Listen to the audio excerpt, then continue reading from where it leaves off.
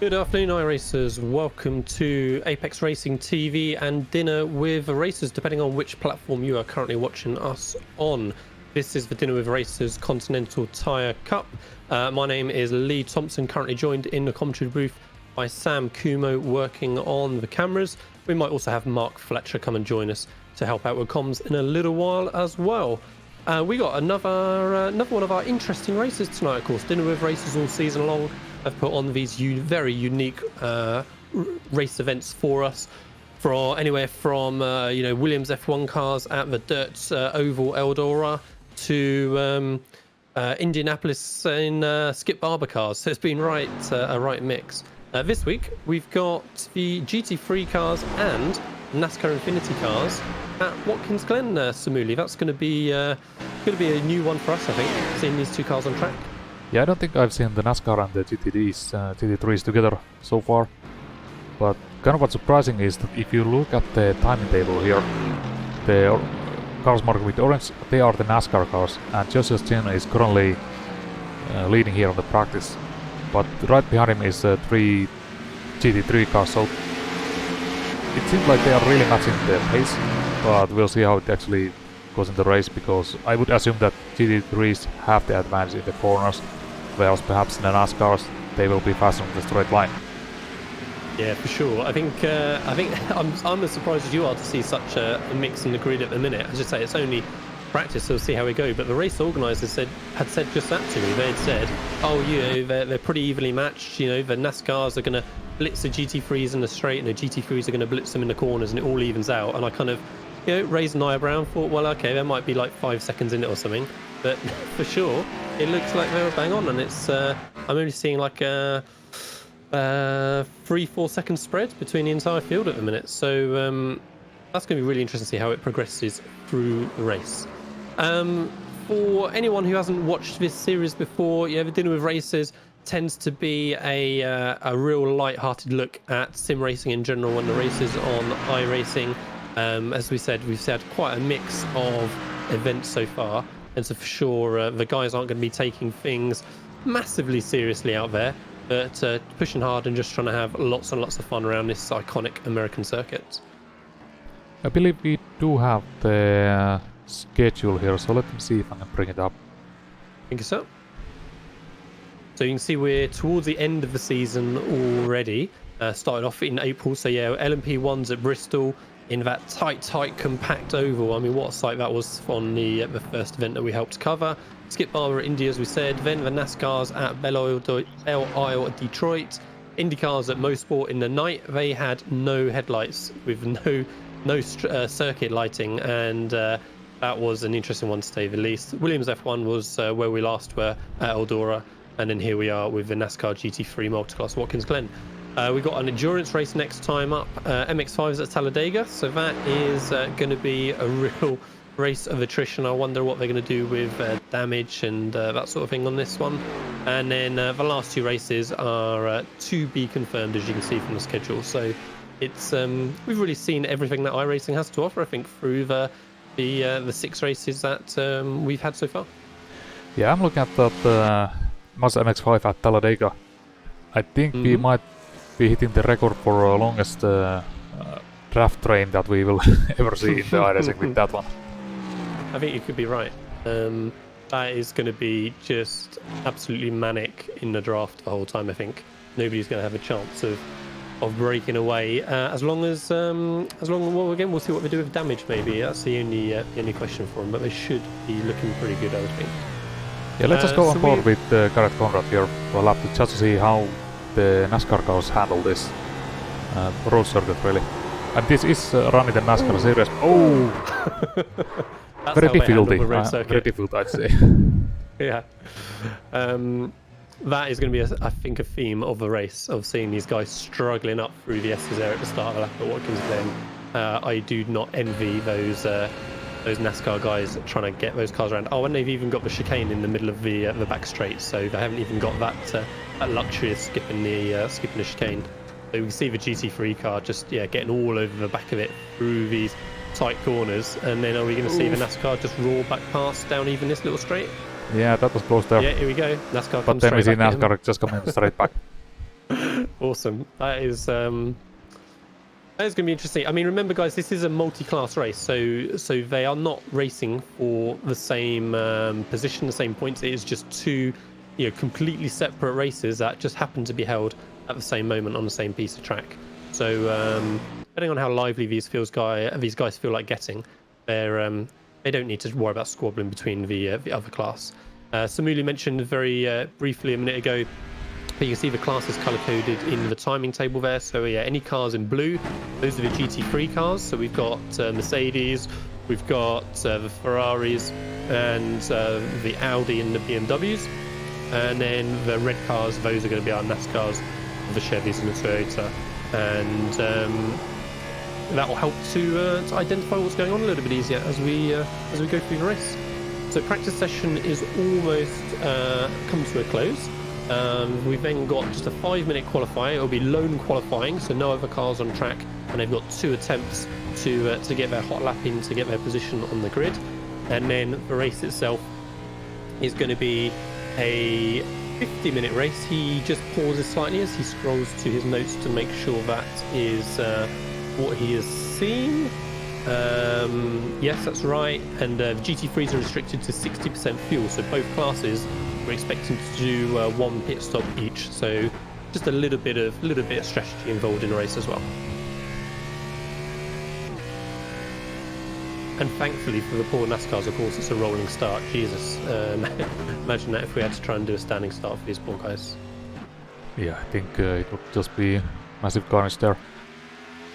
Do you know if it's actually classed by the gridded by the class, or would we all be just completely mixed up in the starter grid? He goes to look at his notes again, and I believe I have no information, I think, on how gridding is going to go. So everyone has got 1 fast repair, I can tell you that. So again, someone has an incident at the start of a race, at least they still get to participate for the rest of the time. But yeah, I think we're just going to find out when it comes to gridding how well they've got themselves organised with splitting everything up. Yeah, that might be a nice surprise for the drivers as well. Yeah. And like I say, for sure, there's going to be some cars bottled up behind the other classes. You can see the damage on the front of NASCAR there as the back end kicks out of the inner loop there as he heads into outer loop. And yeah, practice session comes to a close, and then qualifying will begin. As I said, 2 laps for the guys to get their lap in. I dare say it's not going to be one of those races where it's absolutely critical to get your qualifying sorted. I think we're going to see a huge amount of chopping and changing during the race, and yeah, qualifying maybe not the most important one we're going to see. Yeah, it's a single car qualify, so there's no drafting this time around, but we'll see what happens in the race. As Andrew Schroeder having a think about it, but maybe just wants to do a few last minute changes to the setup before heading in for his qualifying lap. But here's Jeffrey Collison. He is already out there with his Mercedes. Let's see, who else do we have on the qualify lap?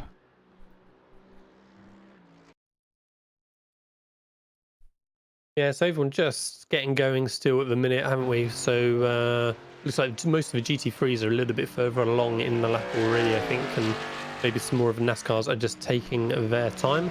I wonder if NASCARs need to worry about tyre warm-up or anything for this out lap. Probably not. I guess they're going to have a reasonably long lap to get themselves all sorted in time.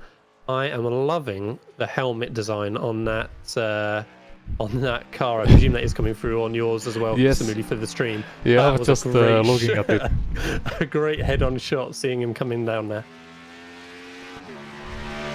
Yeah, I remember seeing one of those kind of helmets in, what was the Sim Races Asia series, I think. I think someone also had like some Halloween-themed helmet at one point. Oh, nice. Like a pumpkin or something along those lines, I'm guessing. Yeah, or a skeleton or whatever.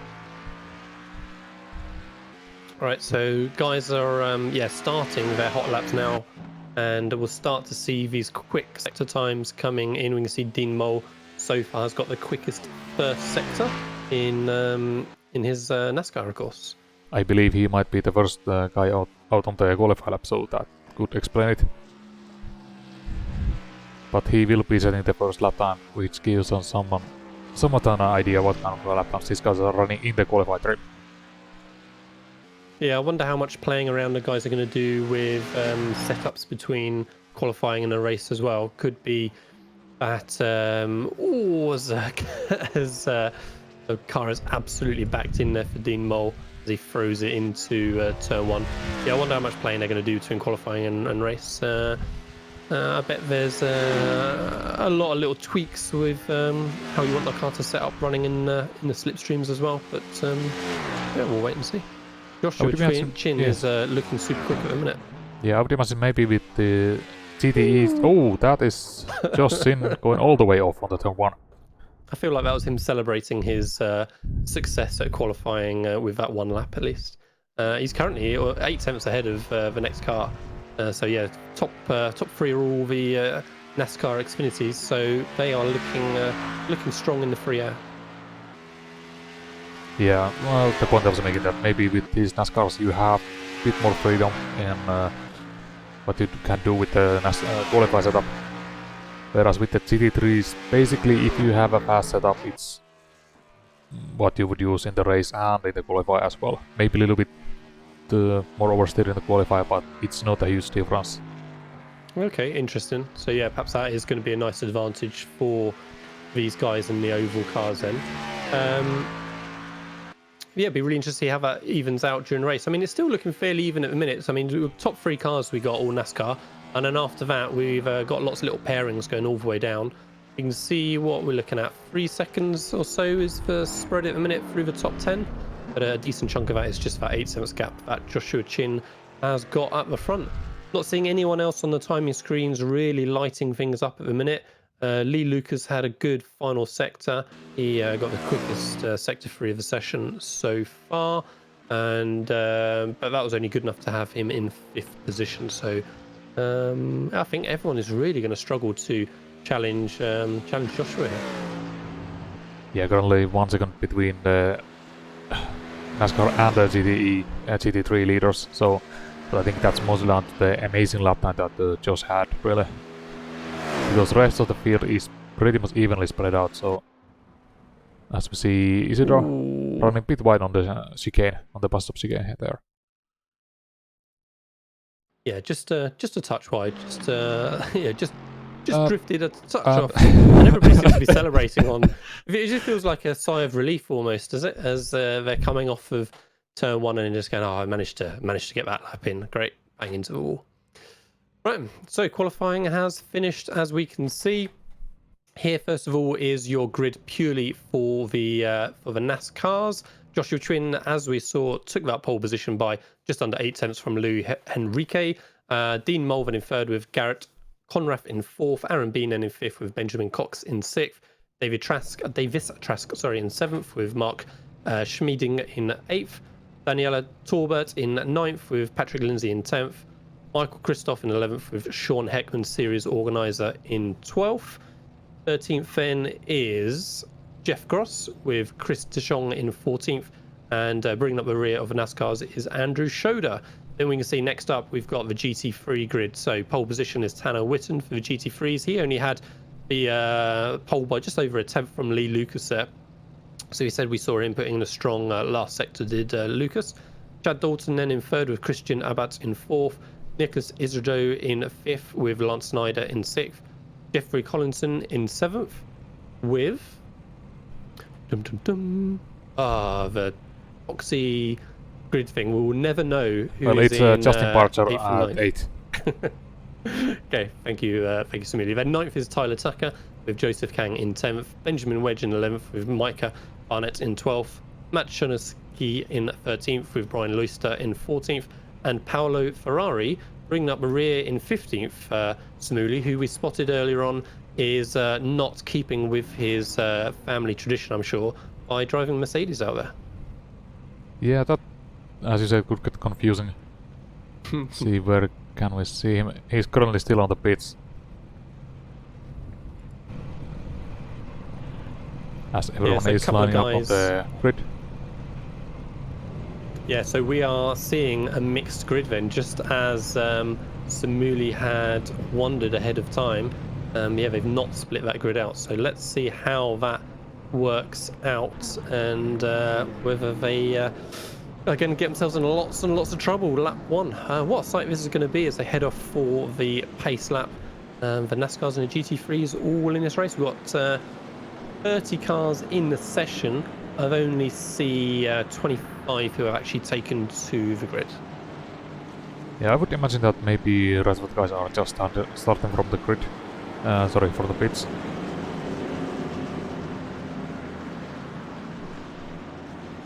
Yeah, I think possibly one of the things. Perhaps Sean Heckman actually isn't going to be driving. I think perhaps he's just there for admin and race control reasons.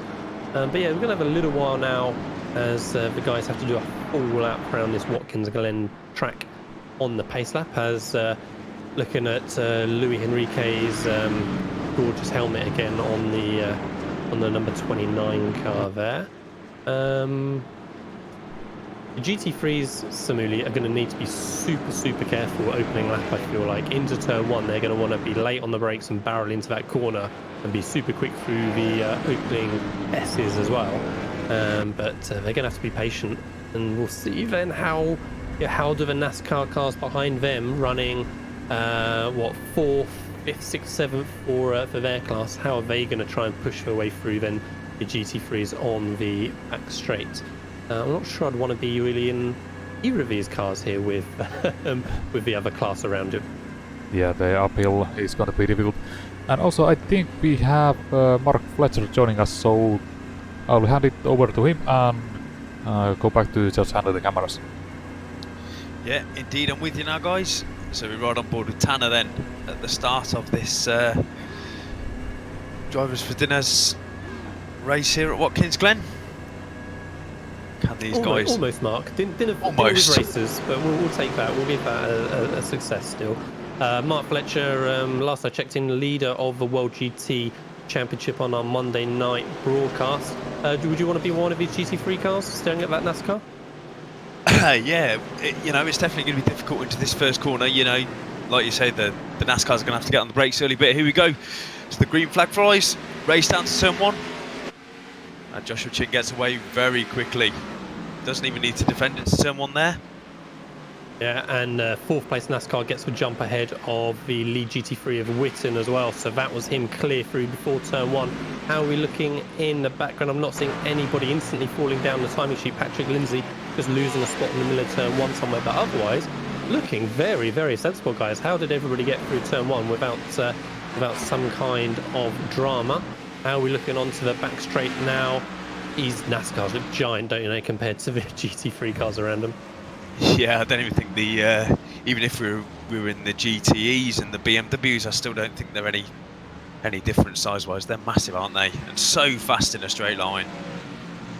As Nicholas Isidoro is looking to work his way by the NASCAR on the inside, but loses out under power, of course, as they head down towards the end of the lap. It's all looking very civilized so far. I'm really surprised that it's just not a huge pile of carnage at the minute. You can see the top 5-6 guys looking like they're just going to stretch their legs a little bit as Abat is desperately trying to crawl his way or hang his way onto the back of the NASCARs. Yeah, and it looks like Witten's actually going with these NASCARs as well. Looks he's the only one in the 114s for the GTEs that time by. So is he in the tow now? Is he in the tow of these NASCARs down the straight? Yeah, he's trying his best to hang on as well as he can. Just behind him, Lee Lucas is still trying to keep him honest a little bit. He's only just under a second behind, but these front 2 GT3 cars, as you say, have really got the jump on the rest of the field. And in the background, just as we're camera panned, it looked very busy going into the chicane. I see Lance Snyder falling down. Here we go. GT3 car stuck in the middle of a track. Look at that gorgeous Dinner with Racers livery on that car. It's a shame that that one has been beaten up well and truly. Samuli duly brings up the replay. Here's Lance turning into the chicane. Car on his right. Has he? He can't quite see. No, just loses it over the curb all by himself, it looked like. And just unlucky for the Ferrari, was it there? That got collected by him. Yeah, to be fair, it looked like it was going to cause a lot more carnage than it actually did, but Snyder's going to be quickly into the pit, he's going to get that back and use his fast repair. And it looked then like somebody else was in the pit, so whether the car he made contact with had to pit as well. We'll have to wait and see for that one. Joshua Chin at the front has got himself a 1.2 second lead at the minute over Louis Enrique. So those front two NASCARs just trying to pull away a little bit from the rest of the pack. So yeah, we've got 4 NASCARs at the front of the track, then the 2 GT3s, then 3 more of the NASCAR Xfinity guys, and Abat's looking very, very lonely there in a GT3 third position. You can see them just stretching out a little bit as they come back to the front straight again, and it's not really looking super busy at the front. And I can see a little bit closer action on the timing screen back for 17th and 18th overall position. Justin Parcher just a 10th off of the GT3 cars around him, so it looks like we've got Tyler Tucker there, Justin Parcher and Mika Barnett all having a hard race at the minute as they come through the final corner. Ferrari with Parcher there looking like he's going to try and get a run down this front straight. Yeah, it's going to be it's definitely going to be on into this first corner, isn't it? So he's at the inside, he's just chipping around the outside of him. That was the Audi he's just passed that got collected in that in the incident. Yeah, and this is going to be interesting. Is he going to get passed by the Mercedes and the BMW? The Mercedes is going around the long way. Yeah, they're going to make it 3 wide into here. Dare say they will, but with chicane coming up, that kind of just closes everything off a little bit early. How did they get on in the background? Okay, just caution played its part there, I think, for Benjamin Wedge just deciding that there was no rush to force his way past Tucker, struggling with that front end damage that we saw just down on that top speed. As I say again, I'm so surprised at how civilized this is all going to be. I just had visions of these giant NASCARs thundering around, just losing the rear on every corner. GT3s getting collected in every place. GT3s running into the back of NASCARs and braking zones, but no such trouble so far as we see Schmieding going around the outside on turn 1. Doesn't quite get the move done on Abat that time around, and Abat looks like he gets a decent run out the corner. Yeah, the overspeed down that front straight was amazing, and we're going to see it again here. He's not even going to get to the S's. You look straight around the outside. That's the speed difference here between these NASCARs and the GT3s. They look pedestrian, don't they? Really. It is very bizarre to see that they're, like I say, left standing almost as they go down the straight, with Schmieding all really tucked up behind these guys now, trying to go around the outside on the outer loop. Drives straight round one. Is he going to get the second one as well in the same corner? No, little dabber break halfway round, and he's going to get swamped again now before I think they get to the next corner. Oh, it's going to be tight as the 2 NASCARs are busily having their own race as well, of course. Ooh, NASCAR, he's off. Oh, there we go. Unfortunately, Abat just stuck his nose up the inside there, and I missed on the timing screen which car it was. There you go, Michael Christoph in another bright orange. Dinner Racer's car just comes straight back onto the racing line at 20 miles an hour. Not sure those GT3s are going to appreciate that on that occasion, Michael. And Justin Parcher now having a spin and collecting another car. This is more like what I was expecting, Mark. It took us what lap were we on? It took us 6 minutes to get there, but we got the results I'm seeing. Yeah, a couple of cars getting collected, unfortunately, on at the end of the lap. Yeah, did that slightly remind you of Ascari then when we saw that Ferrari just turning in the middle there? Maybe a bit too early for that, but. Yeah, might be a couple of sore fans out there watching, I'm afraid, but what can you do? Yeah, these guys just trying to force their way through the traffic again. Abat squabbling again with David Trask, was it, in the NASCAR? And yeah, they're just having a good little ding-dong, Schmieding, sorry, as Schmieding loses out on the back straight, and then he's got another GT3 car behind. Of course, I'm treating this like it's a race between all these individual cars. That's certainly what it feels like. But again, they are separate races. You know, that Schmieding there has got no one close in front or close behind that he is actually battling with. But it's they're fun for these guys, I'm sure, as they're trying to get back and forth on each other each lap.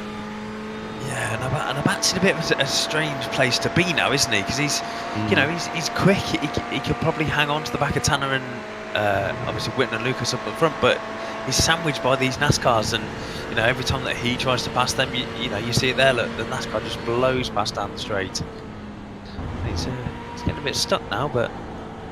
Ooh, I was about to say I was surprised at how much entry speed the NASCAR in front was able to take, but you could really see how he just lost all of that speed sort of midway through the chicane and got swallowed up by the downforce of the GT3. But nonetheless, it handled itself pretty well for the first half. Yeah, the Ferrari definitely closed up on exit, didn't he? You know, it's getting the power down. These GT3 cars all have traction control and ABS, and the NASCARs not so much. Closing speed on the entries of the final corner there was a little bit concerning, to say the least. As you say, the car in front just becomes a speck in the distance as they approach turn one. Quite impressed again with how controlled the NASCARs are looking around these corners. I really was expecting to see them squirming well and truly under brake and the rear stepping out, and it's looking like it's trying to step out a little bit around the S's. Oh, it misses the second apex there, but manages to survive. But for the most part, they're not looking as much of a handful as I expected them to. No, they're looking fairly subdued. Oh, look at that, a Porsche livery on a NASCAR. We like that. That was again. Do you think the NASCARs are going to take tyres? I'm expecting that the NASCARs are going to take tyres. I believe I'm going to very subtly refer to my notes again. As if it doesn't even seem like I'm looking at anything. I don't think they have to, but it would just be interesting, you know, like you say, you know, give it 20, 25, 30 minutes before these guys start coming into pit. Are they going to be struggling for rear grip? And I think we're expecting no tyre changes for anyone. I think we're looking at just fuel restrictions, I believe. But as you say, how that will look at the end of the race, whether the NASCARs are really going to feel the punishment in the second half of the race, we'll just have to see as we come up to the first 10 minutes of this 50-minute dinner with racers sponsored by Continental Tires race. Joshua Chin still looking pretty comfortable up front. Louis Henrique in second, with Dean Knoll then in third. Those are our top three NASCAR drivers, and then Tanner Whitten and Lee Lucas are our first two of the GT3 cars. Then we've got Aaron Bean, Benjamin Cox and Davis Trask the next up for the NASCARs, with then Abat Schmieding back for the NASCARs, and then a whole gaggle of GT3s for Sridro, Collinson, Barnett, Shinosky and Wedge, bringing out the back of the top 15 of the overall kind of classification, if you like. Yeah, GT3's just about having the edge at the front with how many cars we got up there. Yeah, and if we have a look at the track map in the top right-hand corner, it's going to look like Joshua Chin's going to start catching the slower of the GT3s. It looks a bit busy going out the end of that. And have we got a mistake from somebody? Yeah, so Chin into the back of these GT3s. That's going to be interesting for him, because they're going to close up on him. But it looks like he's doing all right, to be fair. Yeah, and Louis Henrique squirming as he enters the second to last corner, as we got another spinner. It's GT3 again. It seems to be all the GT3s that are having problems and having issues somewhere on track. Oh, but it's maybe, was it self-inflicted, or was it... Oh, it's the NASCAR in front who loses it on the S's, collects up Isudro there hard into the wall. Big damage for both of those cars. And again, unsafe rejoin yet again, spinning across the face of the track, taking out two more of his GT3 competitors. There are going to be a lot of slightly miffed drivers out there today, I think. Yeah, and a tow straight back to the pits. That'll put him out of contention. So Benjamin Cox doing all right there in fifth. Again, battling, getting with our bat, so he's still in with these NASCARs. He's not making his way. So Benjamin Cox having a lonely race, we'll say, at the minute.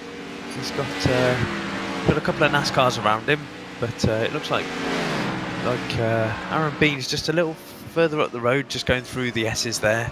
So whether he's we'll have a look at the lap times next time by, see if he's closing, and hope he can get up into 4th place here.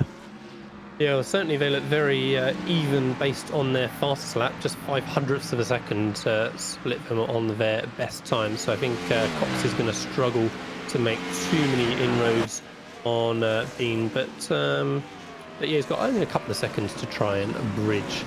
Abats seems to just be in amongst these NASCARs the whole race long. He's on his own in the GT3s, but it feels like he's had a pretty busy race so far as he tries to get the drive off the final corner and then watches the car disappear in front of him. How much gap has he got to the next GT3 behind? I'm looking at Abats there, and then the next driver is Collinson, so I reckon they've got like a 10-second gap to the next GT3 behind him. So yeah, he has really got no pressure from behind at all. And spinner spin on for the the leader. chicane. A spinner for Whitten. Tanner. Yeah.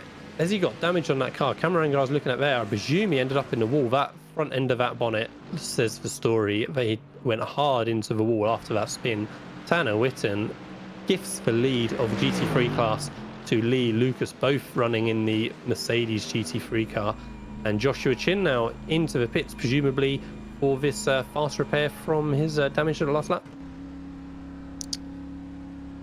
Yeah, we've got both of the NASCARs into the pits, so 1 and 2, which puts Dean Mole into the lead. It looks a bit congested going down into this first corner.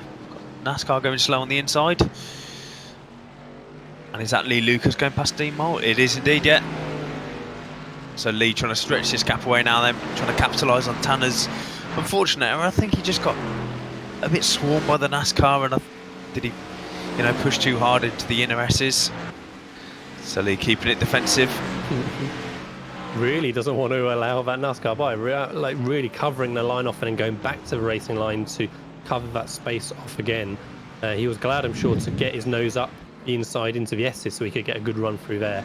But yeah, just trying to build the gap through the rest of the lap so he doesn't have to worry about Dean and Mole coming back in the rest of the time. So yeah, Lee Lucas leading for the GT3s now, thanks to the issue for Tanner Whitten. Dean Mole currently leading for the NASCARs after Joshua Chin and his compatriot Louis Enrique leaving pit lane and rejoining, of course, further back in the field.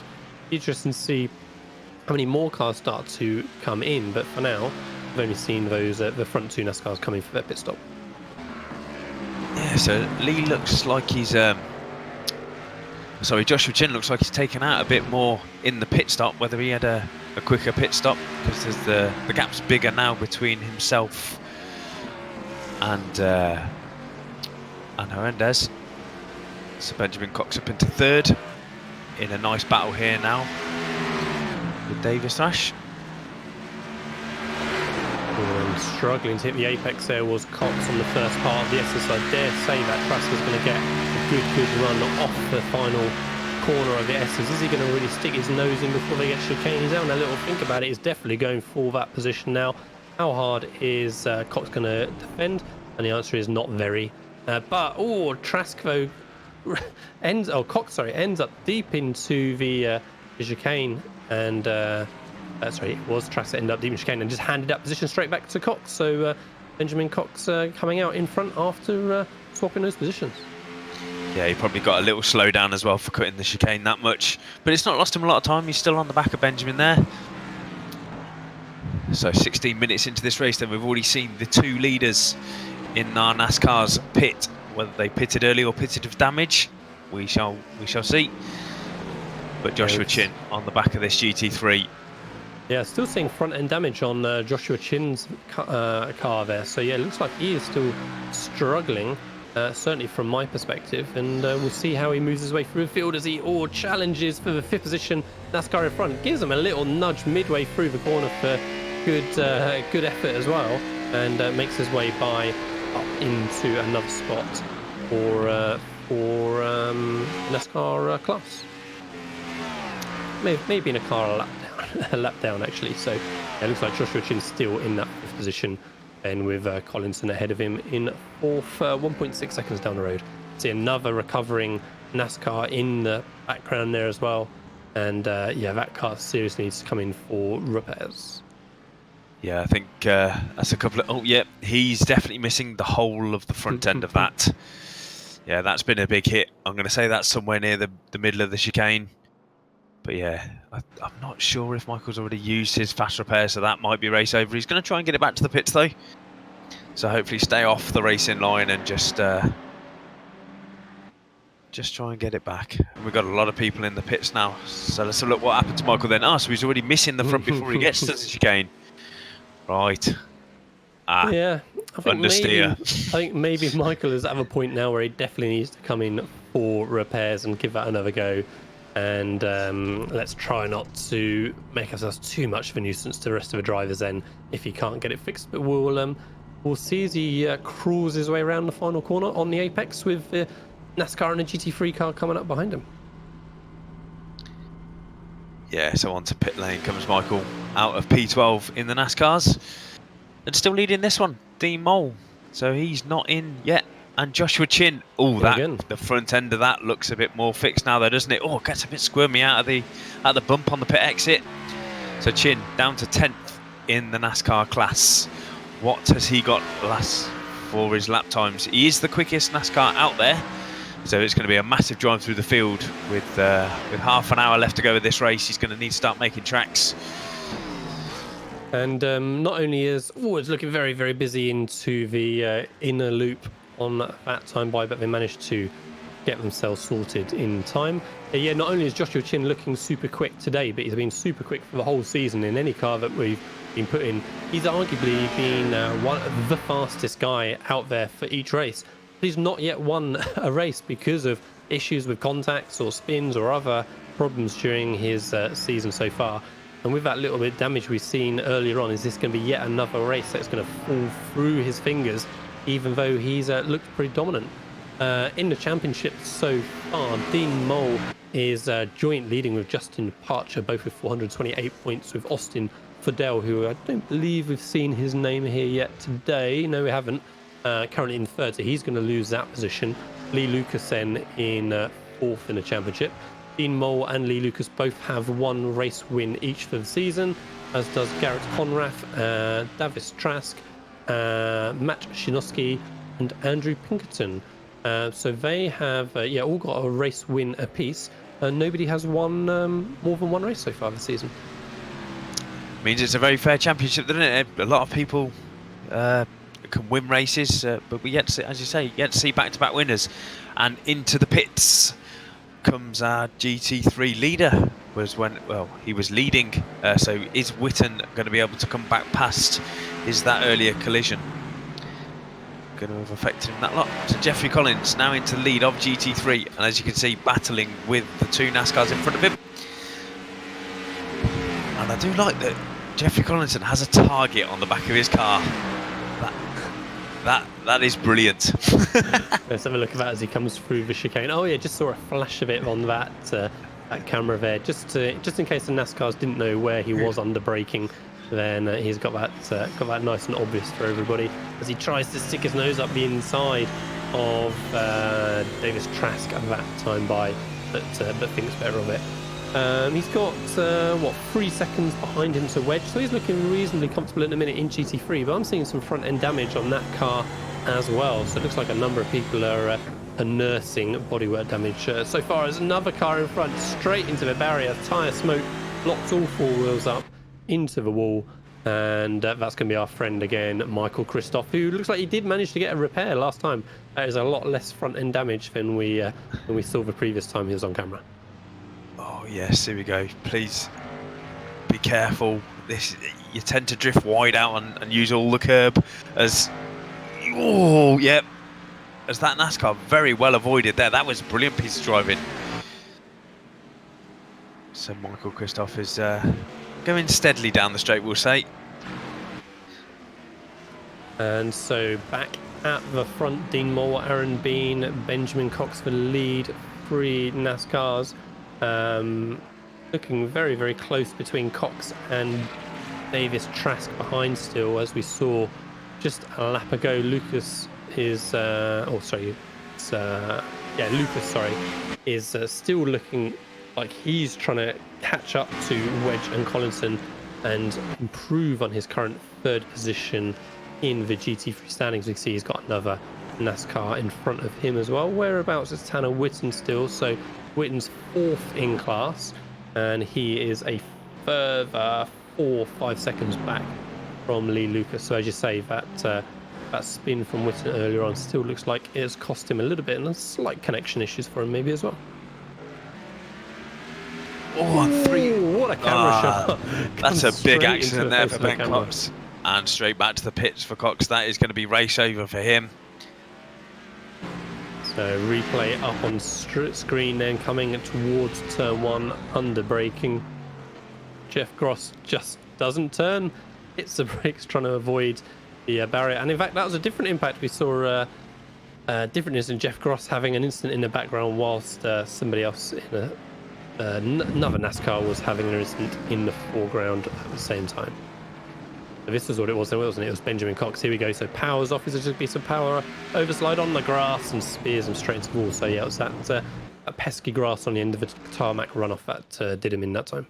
Yeah, that was... Oh, and the Porsche liveried Mustang in the back is changing tyres. I just saw that car go up on the jacks. So who's that? It's a bet. So, yeah. So yeah, it'd be interesting to see then differences in what people want to do, whether everybody does actually need to take tyres in these NASCARs. We shall see as we go through. The sun setting here at Watkins Glen, creating some great shots of the cars through the shadows, through the orange light of sunset. And yeah, Daniel Turba is carrying on in 8th position in class. Yeah, so he's going well. He's having a good race. As he didn't need to take any fast repairs into the pits. His car was looking pretty sound as it came in. So yeah, Daniel Turba having a good run here. In the middle now of two GTEs, and they're going 2 wide here. Parcher just probably giving that place up. Yeah, I think they're going to continue squabbling a little bit, it looks like, but as you say, Shinosky looking comfortably in front for the minute, but Parcher in that gorgeous Ferrari is looking to keep his claws well and truly in. They're going to be got a little bit of a battle just a couple of seconds ahead of them as well, so 2 little pairings here squabbling as they come down the front straight. Yeah, and I'm keeping my eye on Joshua Chin. He's putting some quick times here, so it might not be over for Joshua at this point. So he's oh, or is it? Is that full commentator's curse? Joshua Chin missing from the track, it seems, Mark. And we'll see if our Samuli in the booth can find what happened to him, but at the minute it is not looking too good.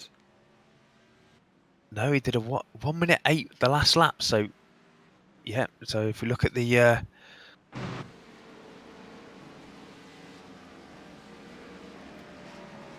so Joshua Chin, we believe, has just disconnected from the service. So whether that was instant limit, I wouldn't think so. Oh, incident coming into the final corner.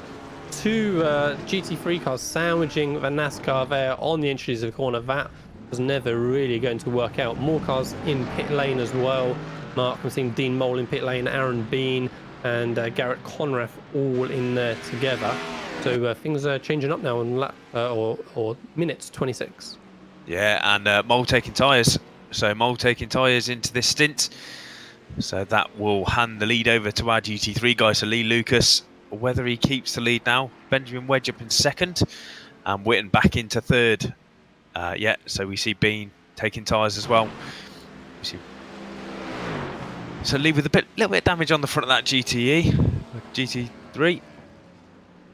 Oh, going very wide there with Benjamin Wedge. He is going to lose the position there to Tanner Witten.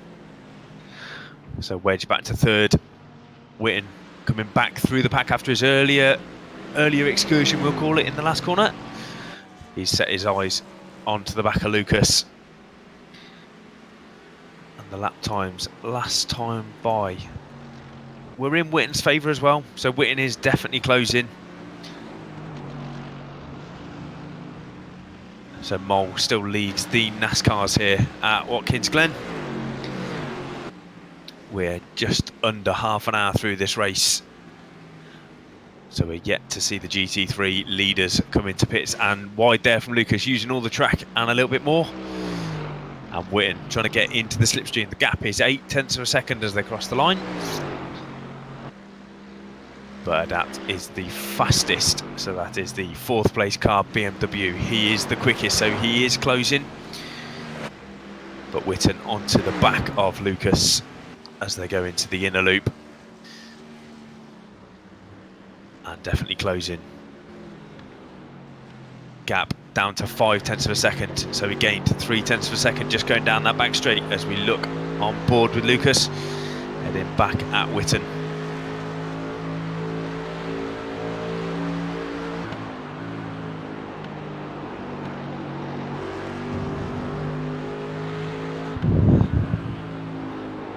As they come through to complete lap number 23. Witten testing the tyre barriers out there, and into the pits comes car number 9. Is that anybody? So where was Barnett running? Barnett was running down in 18th, so he's not going to affect the leaders. But into the pits just for a fuel stop. And Patrick Lindsay is running up in 3rd place in these NASCARs with Mark behind. So Mark does look the quicker of the two here. A brilliant run down the straight here, so he's going to send it over the inside early. Almost looked like he's passing a GT3 car there, and gets the move done before they get down into the 90.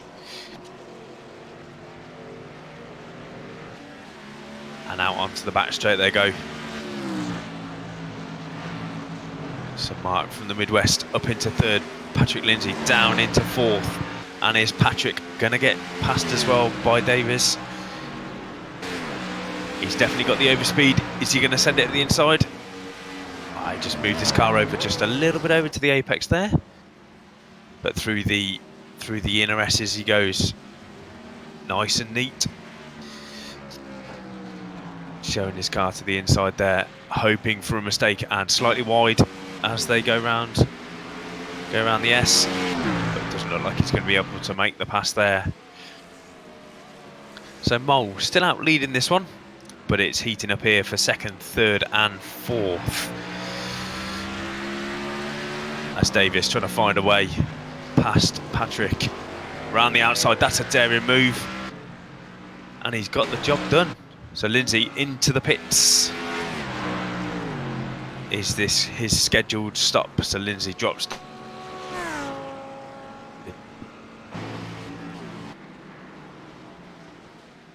And a battle here for 3rd and 4th in our GT3 class.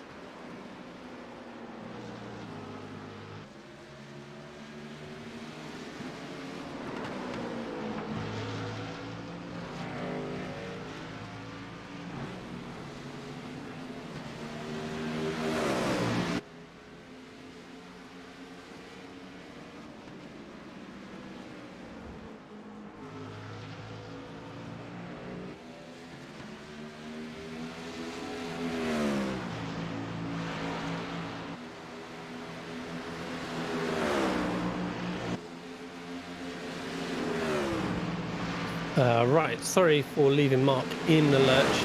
Just perfect timing for a blue screen to come in on me. But back with the action now, as we were hearing, yeah, Lee Lucas and Tanner Witten at the front. Dean Mole still leading out for the NASCAR class as well. It's looking pretty hectic there between Wedge and Abat. So after earlier on saying Abat was looking like he was in a fairly lonely GT3 race, it's not looking like it anymore, as he takes what ends up being looking like a pretty comfortable move into the penultimate corner that time by Wedge. Put up a 0 fight, which kind of took the edge off my excitement voice halfway through there. But yeah, Abat now into that podium spot, back to where he was earlier on. back at the front for the NASCAR's Dean Mole, we can still see there. He is looking pretty lonely in front of that car now. So the next car in line is going to be Aaron Bean, 9th place overall, 2nd in class.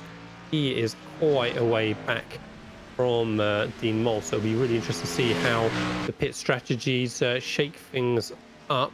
We heard earlier on, of course, Joshua Chin now missing from the session. I've only just noticed that Louis Henrique is missing as well. So those were the front 2 runners for the class, of course, and now they are both missing from sessions. A big opportunity for Dean Mole to really solidify on his championship leading position with maximum points from this class. It's looking pretty busy down the back of the circuit into the penultimate corner. GT3's battling away. Collinson with that target on the back of his car, while Chad Dalton is trying to hone in on that target as they come through the start finish line. And it would seem that I followed Joshua Chin with the disconnect. But there was one for everybody, one for me, one for Joshua, one for you. So all good all round as they're battling through the S's still on this lap. And yeah, Dalton there not quite able to get the position on Collinson. We can still see that target on the back, and we can see now full course caution for the series has been deployed. So I was hearing in the grapevine maybe there's been a little bit of a build-up of debris on track, and so the marshals needing to go out, sort that out before they can let the race carry on. So that will conveniently maybe bunch things up a little bit. So that's funny how that works out. Yes, there's going to be one guy that's not very happy about that, and I'm going to say it's Mr. Mould. I can't imagine he's going to be loving life at the minute. He's already, as we said, he's already championship leader, so they can't just let him continue leading this race too easily, I feel. Again, maybe a hint of the character that this season, this series is run with. I wonder if anyone's going to. I wonder what the status of pit lane is with a full course caution on a road track like this. I wonder whether the guys are going to look to make a quick splash and dash at some point. Yeah, we'll have to wait and see. So yeah, safety car out on the back straight, and Mole is going to be in all sorts of trouble here. GT3 cars stacking up in front of him. Where is Bean? Is he close enough to make a bounce? So is Aaron Bean? Oh, there's a lot of cars in between Aaron Bean and Dean Mole there. Yeah, it's interesting because at least Dean Mole might be tucked up behind a couple of GT3s as well, I guess.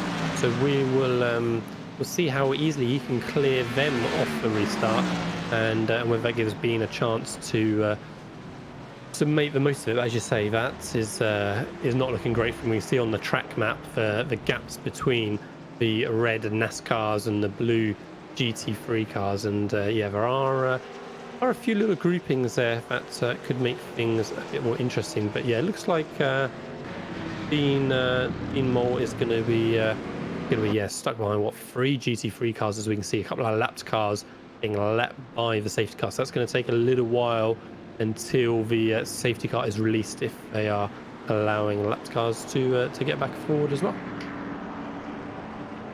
So it gives us a chance to take a little bit of a breath. So 36 minutes through the race, let's say the first 6 minutes I think it was looking extremely tidy and extremely clean from anyone. I was really expecting to see some more problems for the guys at the start, but it maybe wasn't until we got to sort of lap 6:10 onwards that we started seeing these little errors creeping in. We've seen a bunch of unsafe rejoins early on, haven't we, Mark? But for the last 15 minutes or so, it's been pretty clean racing again. And I'm loving yet another unique livery on the GT3 there of Lee Lucas, with the yeah, as I say, rather unique stylings that he's chosen on the car. It's good to see some different sorts of liveries on a series like this, mixing it up a little bit, keeping our interest a bit more.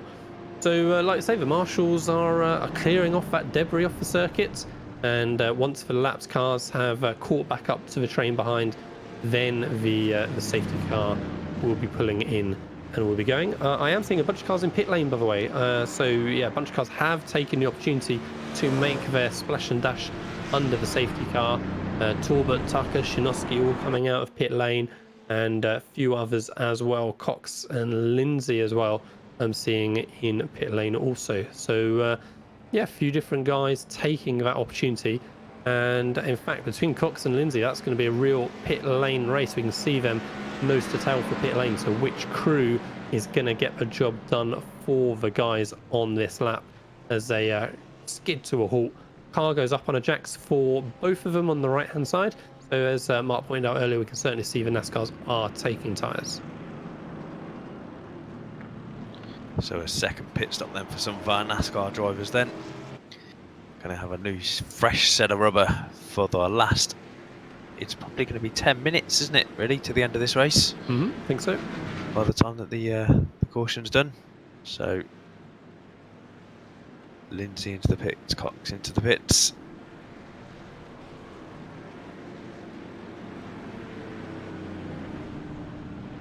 Yes, at the minute then, quick run through the standings again. Lee Lucas at the front of the GT3 cars, followed by Tanner Whitten.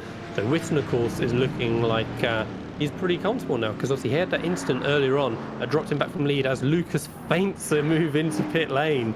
Little bit of gamesmanship going on there between the GT3 cars, but Tanner Whitten did not bite on that one. But yeah, say Tanner Whitten, after his incident earlier on, is now well and truly back in a shout with a win in class.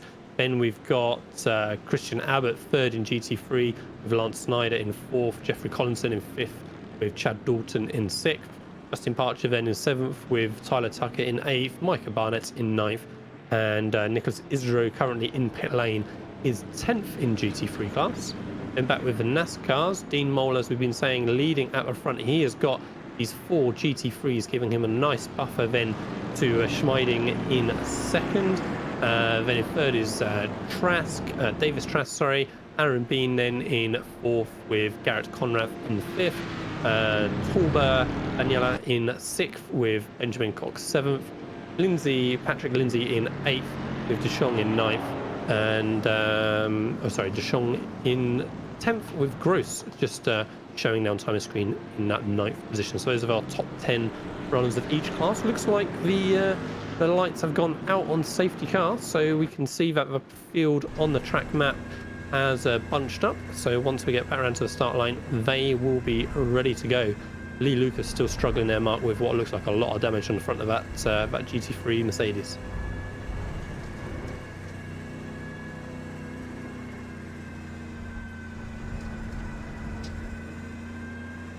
And so as we just wait for this restart again, I wonder how much of a trouble the NASCARs on that fresh rubber are going to have getting the tyres up to temperature. Well, I don't know, maybe, I guess they had the opportunity to catch up the pack and build some speed up and get some temperature into those tyres. But we might see a couple of slippery cars through turn 1 and the S's for first time by. So we can see from the lap counter then, or the time counter, sorry, just under 9 minutes to go by the time the guys get to the line. It's going to give them 8 or 9 laps for this final sprint out for this multi-class event. Lee Lucas is going to be deciding when the green flag flies, when to put the power down, and Tanner Whitten is going to be desperately trying to hang on to his coattails as they come through turn 1 to get a run then through the S's. Lee Lucas puts his foot down, off they go. Tanner Whitten is right in his gearbox. Lucas feels the need to defend straight away as Whitten going to try and drive around the outside. He's put himself alongside. You can see Mole there lurking in the background in the NASCAR as well. Whitten is hanging on to the outside, and it's a little bit cautious maybe, I thought initially, from Lucas, and Whitten cuts the grass on the exit, clears Lucas, and takes that first position back from earlier on. Dean Mole offline halfway through the S's. I thought that was going to end up a bit sketchy for him, but turns out fine. We can see issues for Davis Trask in the background as they go through the S's as well. It's looking super busy as everyone else tries to squeeze by. Contact between a couple of GT3s, another GT3 car caught up as a victim in that as well. But yeah, 3 cars with big damage through the S's there. Aaron Bean challenging hard on Davis Trask as they come into the chicane as well. How do they sort themselves out from there? Car sideways halfway through the chicane as well. Just about does Benjamin Cox manage to recover it with that Demon Tweaks and sponsored car, and he's going to be trying to hold on to that last position. He gets squeezed just slightly on the exit there and has to settle for 7th in class for the minute. Back at the front, we can see that Witten has got that bit of breathing space, and Dean Mole in fact is slotted inside ahead of the Bat, and Lee Lucas actually has lost another position, so a Bat jumped Lee Lucas at some point in that lap, and in fact they're still side by side as we go through turn 1, and Lee Lucas not quite able to get that position back, so Christian Abbat up into 2nd position in class.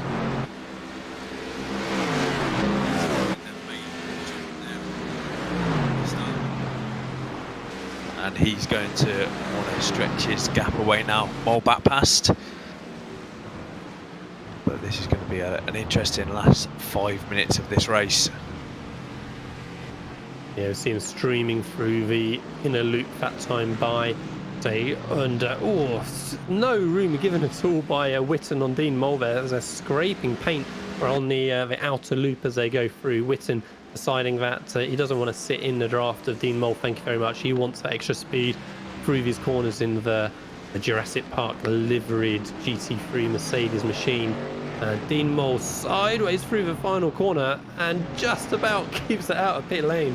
Wow, that was a slide and a half on that one. Did very, very well to keep that out of pit lane wall on entry. And that shuffled him back through the field, but not back in class. He's still leading class, and now we can see that Schmeiding then in 2nd position is right behind him. So that really has brought Mole back into the clutches of the NASCAR field. Yeah, that was brilliant. Our diagram actually said that Mole was in pit lane. He was that close to it. And so Schmeiding manages to clear the GT3 down the straight. So now he's got a little bit of clear air if he does want to have a chance at challenging Dean Mole for the win in class. GT3's queuing up behind him though as they go around the outer loop. He should be safe this time by powering away. Jeffrey Collinson just losing a spot to Chad Dalton just behind as well in the GT3s. They're looking very, very close as they come to the penultimate corner, and just about Dalton manages to stay ahead for the minute. And again, getting into the back of a NASCAR, that's going to give Collinson an opportunity to get a run on the exit, and how's Dalton going to defend with a NASCAR right in front of him there as well? Yeah, and lights ablaze now on these GT3 cars. Nothing on the NASCARs though. So up into 5th place and down to 6th place goes Collinson. So what's this Mercedes got on the BMW? We normally see it's quicker down the straights. So the BM, is he going to go defensive early? He is indeed. Collinson's still trying. As well. But yeah, so trying to squeeze down the back straight there, but yeah, Collinson not quite able to get the move done that time by. Dalton defends hard and keeps that position back at the front. I'm still seeing Tanner Witten ahead, but Lee Lucas only 4 tenths behind, only 4 tenths ahead of Abbat behind him. So Christian Abbat making a strong comeback in the end of this race. We saw him really in no man's land earlier on, but now he's challenging Lucas for this P2 position. Again, I dare say that front end damage or Lucas there is not exactly helping his efforts, but yeah, Bat is going to be within 3 tenths I think as they come through the S's this time by. Oh, straight over the grass is the leader as well. Yeah, so are we going to see it the other way around now with that front end damage for Lee Lucas? Is Bat going to be able to get through? Let's have a look. So the Mercedes fast in a straight line, the BMW quicker through the corners, and Christian decides to stay behind going into this into the inner chicane. But a good drive out here. Is there going to be any gaps for the inside? No, the Mercedes staying right on line there. So you battle for 2nd overall here and 2nd in class as well. So yeah, and Tanner Witten in front of him looks like he has got enough of a gap to hold out for the race lead, but say it's all about that battling class and overall, as you said, for 2nd position. What about the battling class for the win in NASCARs?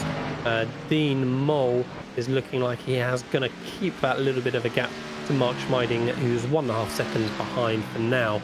So Schmeiding there to keep him honest, but Dean Mole looking like he should have this in hand. But last time by, actually, Schmeiding was 0.4 quicker. We can see on the pop-out last lap timer on the timing tower then. So Schmeiding giving it his best, trying to close in down to 1.3 seconds this time. So maybe Mole's just getting caught up in the back of that GT3 car a little bit, as we see him trying to push past before the chicane. Does he get that move done? He's certainly ahead as he comes into braking. Can he get it through the chicane? He can.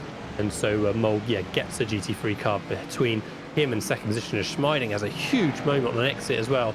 Back stepping out all over the place. Yeah, so Mole's just got to try and get through this traffic and hope that Schmeiding gets caught up with it. There's 2 minutes left of this race. You'd fancy Dean to take the win here, but is he struggling with the rear tyres as the car pushes wide? And again on the exit there, using all the track that he can, and a slow-moving slow-moving NASCAR down the straight. That's our friend Michael, flashing at the lights for the GT3 behind, and up the inside he goes. Yeah, it looks like everybody there gets through cleanly and is able to continue their way safely, so that's good. Looking back at the front of the GT3s, seeing 0.4 between Lucas and Abat, so that is looking fairly static at the moment, even though it's super close, as Lance Snyder is under lots and lots of pressure there from NASCAR's behind, just about manages to hold off short chicane. Look at this battle now all of a sudden between Schmeiding gets pushed from the rear of the other NASCAR. Who was the I didn't catch who the other one was. No, I don't think that was from the position. I think that was a lap NASCAR. Yeah, I think so. Just pushed his way by, and Schmeiding did well to keep out of the wall. Hasn't lost him a position, but certainly lost him the opportunity to challenge for that class win from Dean Mole. Still half a second between Lucas and Abat at the front of the GT3s. Yeah, so as you can see, look, last time by, identical lap times pretty much for the top three, so there's not a lot moving. And these NASCARs are pretty quick around here. There's only a couple of seconds in between the obviously Mole being the fastest NASCAR and Whittam being the fastest GTE. We've got a gaggle of cars here coming up to the inner chicane. Again, NASCAR's trying to blast past the GT3s. But Mole, is this the last lap? Are we saying this is the last lap? I believe this should be the last lap of the race. We can see the timer in the top corner is past 50-minute marks. We shall see if the white flag already came out last time. By or not, we don't get to see that quite on our display, unfortunately. But Tanner Whitton, it looks like, is going to be taking the overall and class win for this evening. After that incident halfway through the race, or so maybe a bit earlier than that, he managed to bring it back home thanks to that caution early on. It was indeed a checkered flag. Abat jumped Lucas at the end there. We missed it. We're busy watching the leader correctly because he's coming over the line. Christian Abat gets Lee Lucas on the last lap for P2 in the GT3s. Dean Mole does take the win for the NASCARs. And Christian Abat getting the job done on the last lap there. Yeah, we're pleased with that. He, it's into the penultimate corner as well. Look, sends it straight up the inside. He got left a lot of room there. Oof, yeah, not on the exit. It looked a little bit tight on the exit.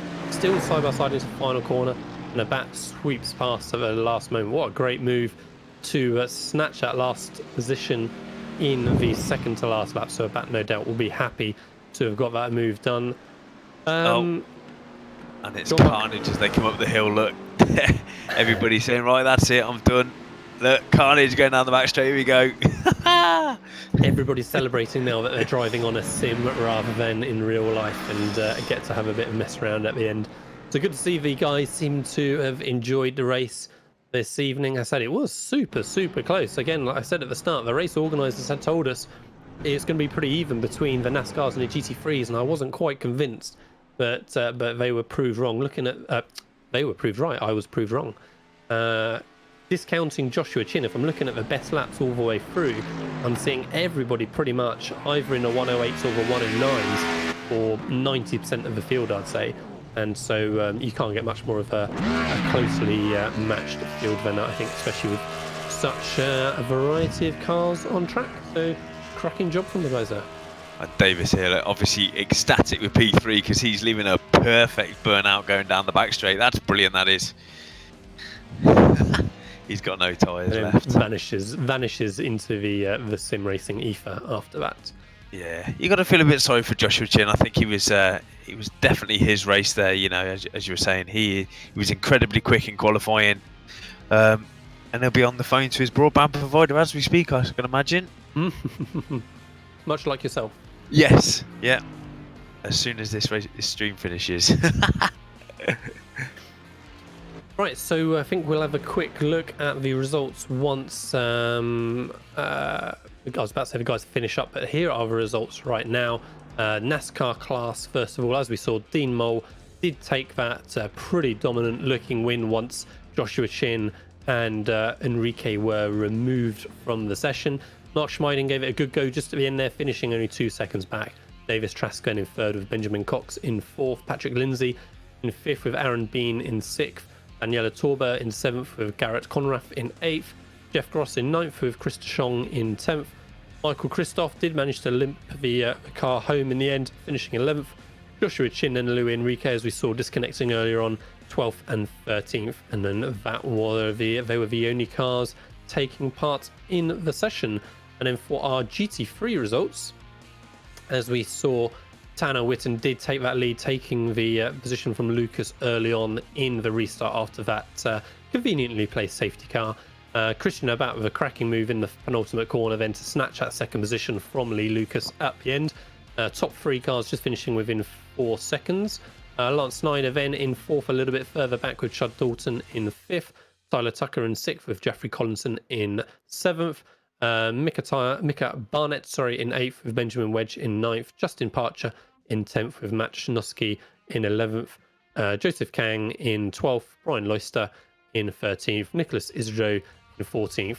And then Paolo Ferrari did not take the start in his confusingly chosen Mercedes. So that was quite an event that we saw today from Dinner with Racers. My turn to take the title wrong, brought to you by Continental Tires.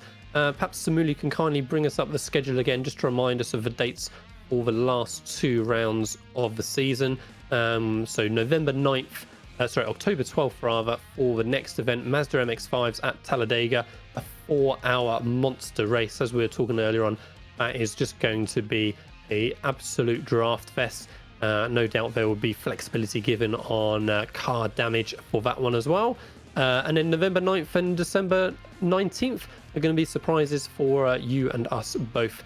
We'll find out what November 9th is going to be, and then December 19th is going to be that fan's choice, as we can see. So once we hear what is going on with that, no doubt that will be posted up on the Dinner with Racers Facebook page. So we're going to have to look to wrap up the broadcast now after the slight delays from earlier on. It was a good entertaining race, as we said. Mark, may say not the carnage maybe that there could have been. No, it was pretty subdued, wasn't it? Actually, it was good to see the breakaways. I think some of the GT3s were going well when they were fighting with the NASCARs. You know, Witten drove well. Adapt again, a tough first stint, but I think you'd be really pleased with second there, really. Absolutely. Right, so that will be us finishing up our stream then. Before you go, please leave a like on Facebook to Dinner with Racers page and the Apex Racing TV Facebook page, your broadcasters for today. Same on YouTube. Subscribe to the channel on YouTube for Dinner with Racers and for Apex Racing TV. And also we're broadcasting on Twitch with Apex Racing TV as well. So it'd be appreciated if you can subscribe and hit the bells on the YouTube channels to make sure you get your go live notifications. So thank you to Samulu Kume for working the camera today, Mark Fletcher for joining me in a commentary booth, and we shall see you all again in a month's time for the MX-5s at Talladega. See you then.